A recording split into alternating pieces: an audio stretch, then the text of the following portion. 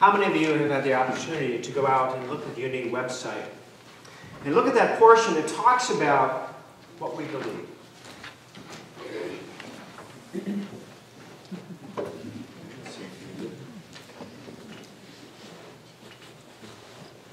It talks about the fact that God is our essence. Because of that, we are inherently good. And Jesus fully expressed that God essence. Jesus was a master teacher whose role on this planet was to have each and every one of us wake up to the Christ that is within us.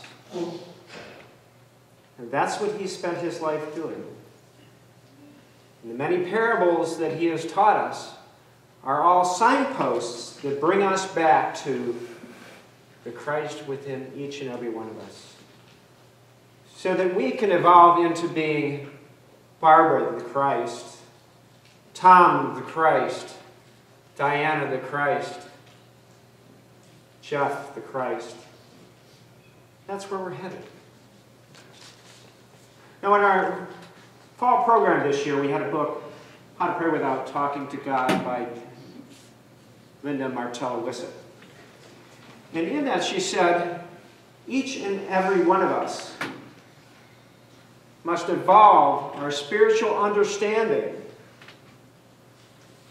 until we come to a place of divine self-sufficiency, until we claim that divine self-sufficiency.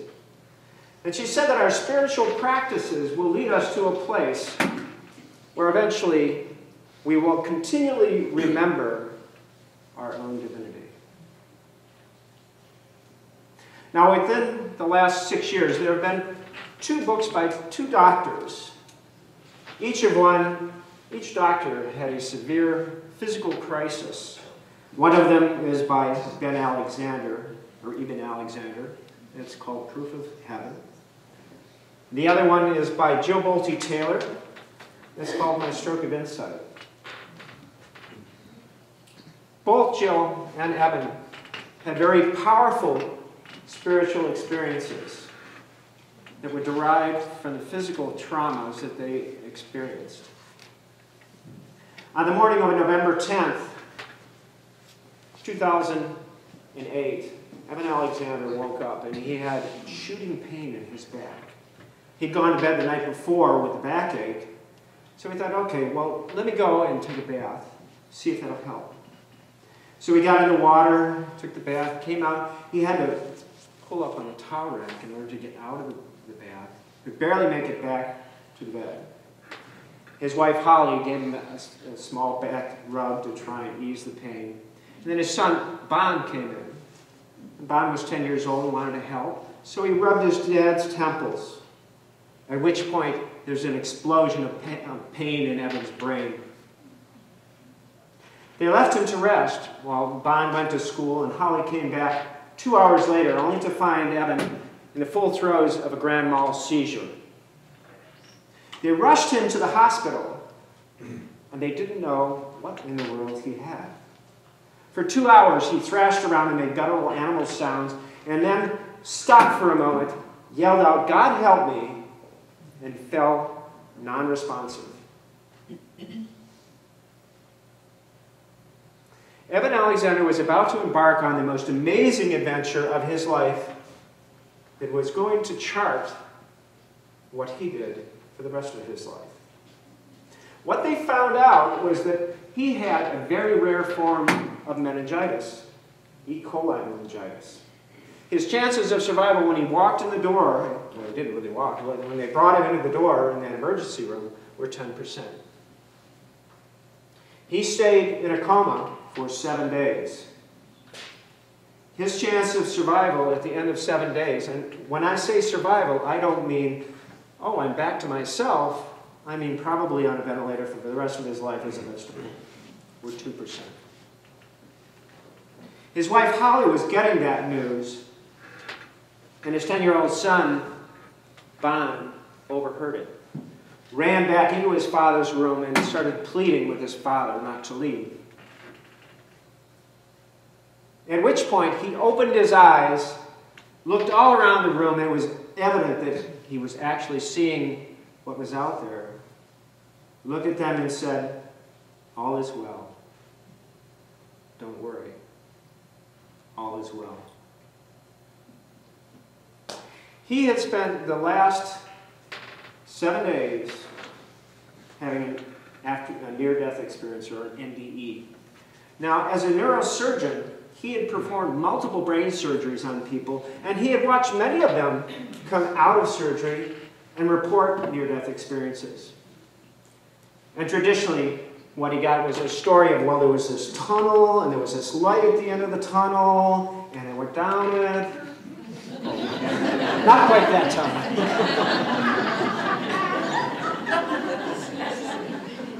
Go back. But his, yeah, I'm not going there. But his experience was not quite like that. He rode on the wings of a butterfly with an angel that took him to a place where he could communicate with his divine self, with the divine powers that he recognized he was part of.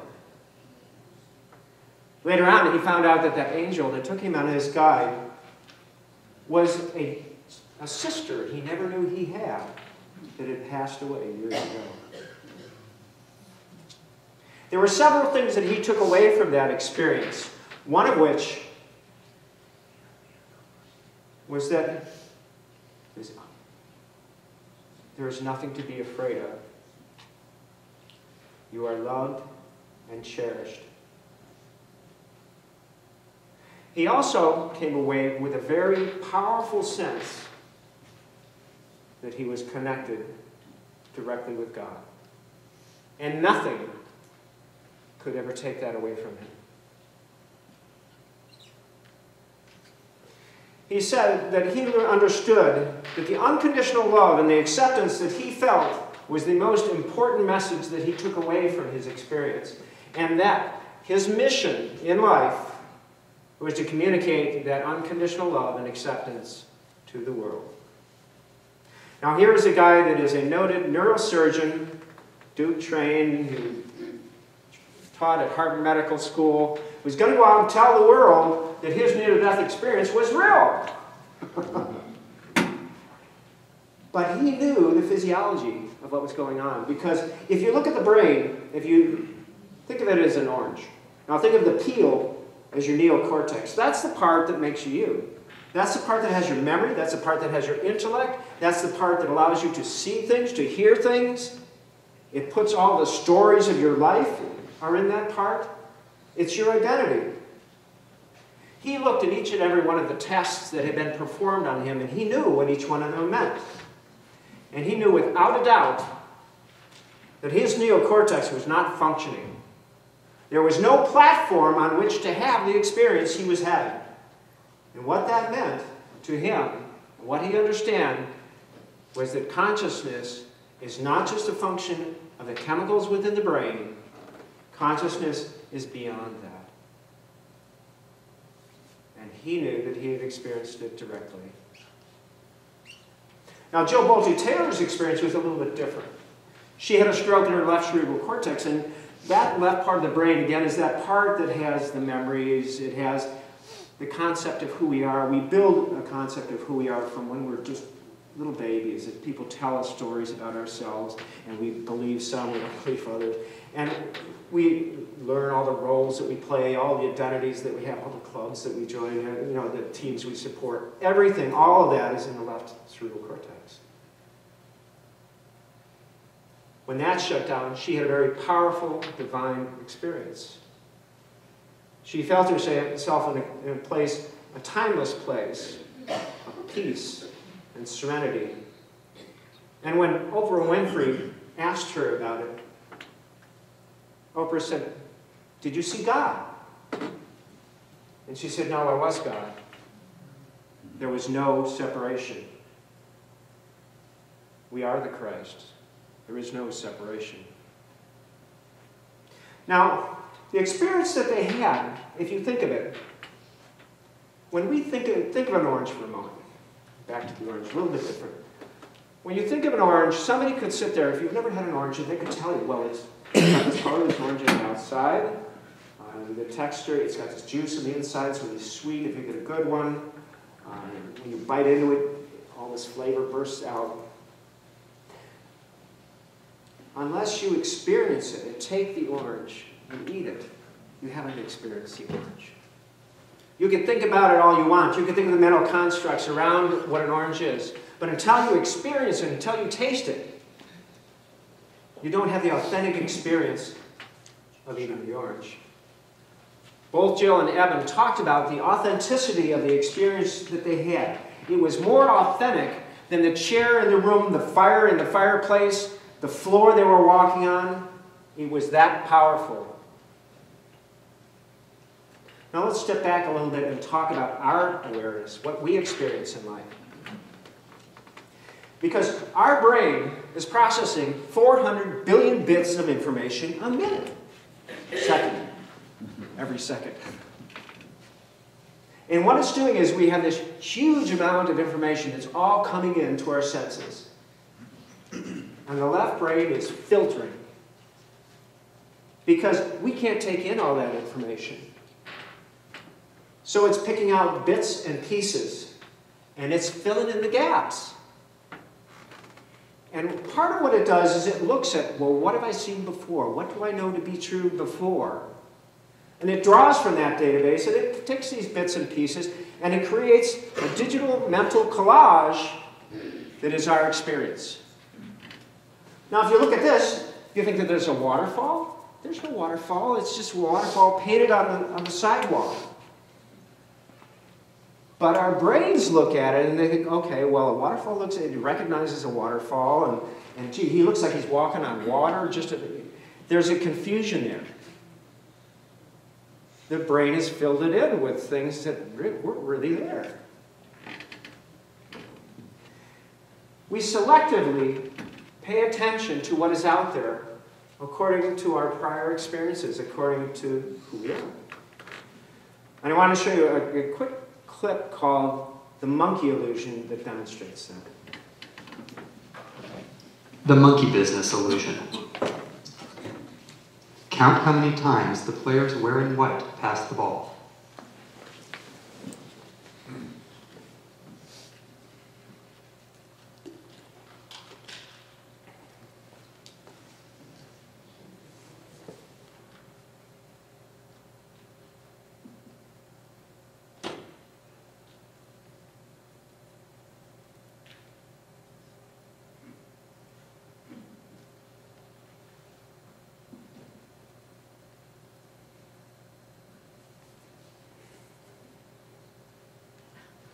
The correct answer is 16 passes.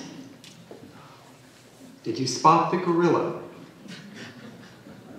For people who haven't seen or heard about a video like this before, about half missed the gorilla. If you knew about the gorilla, you probably saw it.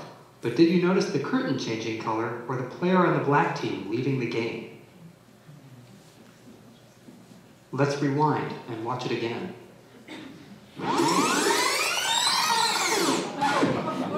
Here comes the gorilla, and there goes a player, and the curtain is changing from red to gold.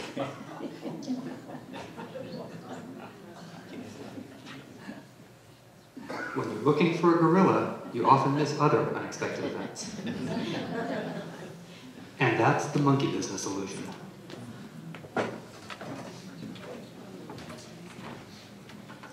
How many of you missed the gorilla? Okay, it's about 50%. I didn't see, no, I knew about the gorilla. So I didn't see the player leave or the curtain change color. Our experience is driven by what we select, what we pay attention to. He told you, watch how many times the white players pass the ball. So that's what you did. You screened out everything else. Yet you thought you saw reality. You missed a big chunk of it. A gorilla came right into the center and went.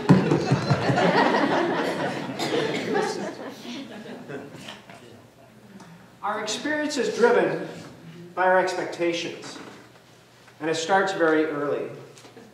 We begin to build stories about who we are. We begin to have experiences that we store in our biomemories that are physiological connections. I mean, we have these neurological pathways to these experiences in our brain. And the more and more we play or bring back a particular experience, the stronger that neurological path is, because neurons that fire together wire together.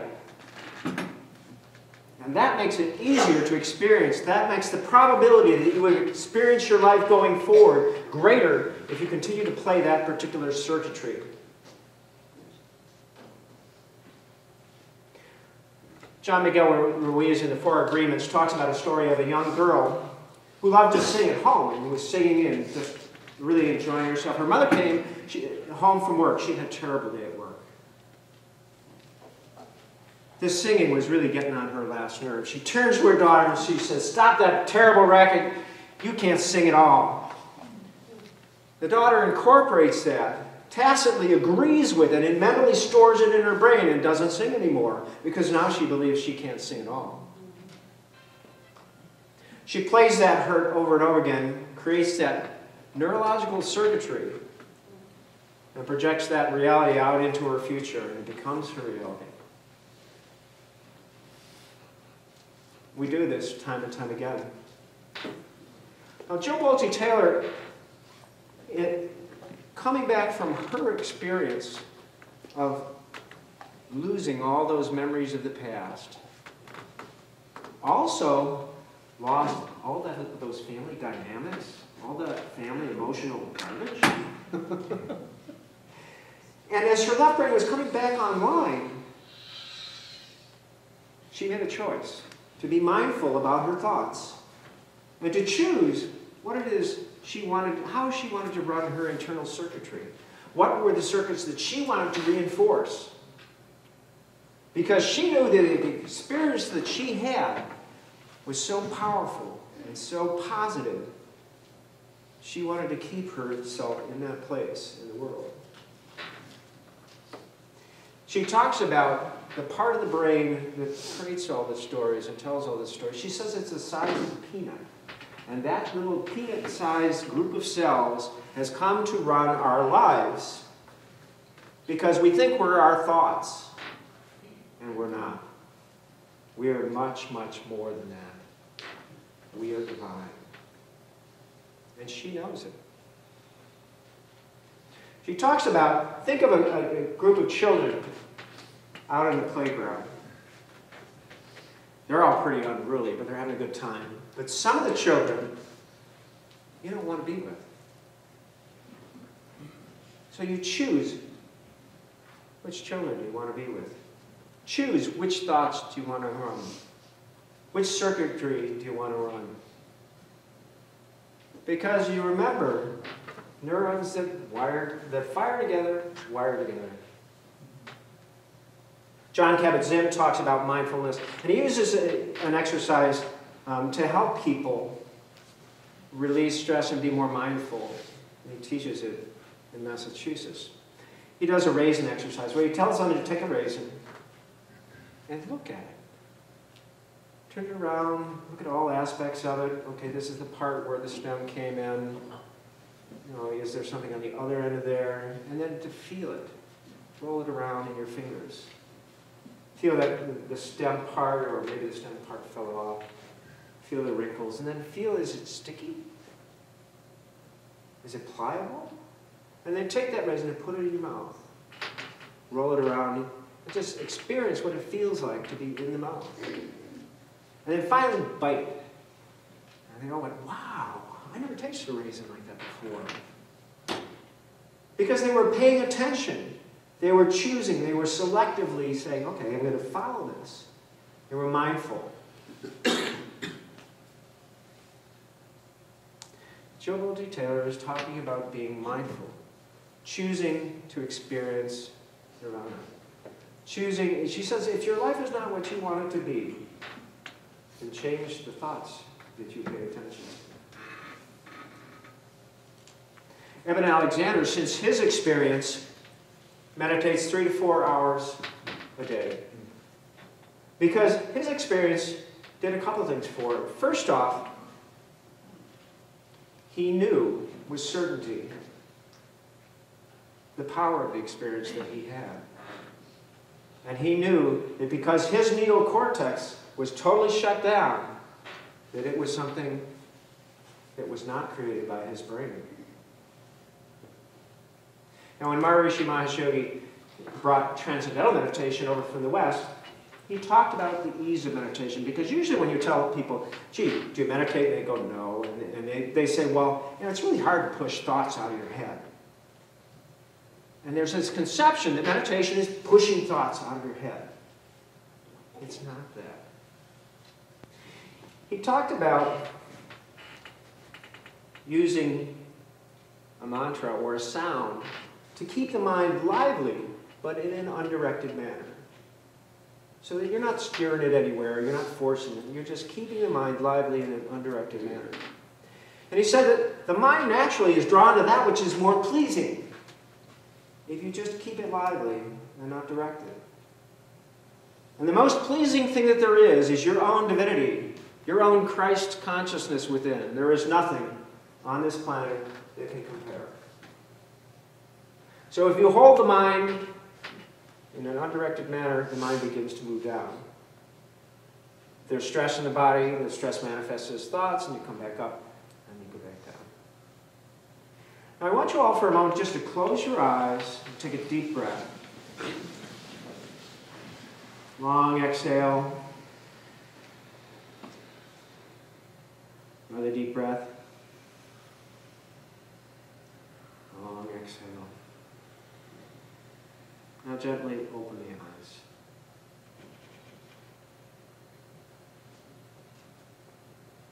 Now close your eyes again for a moment.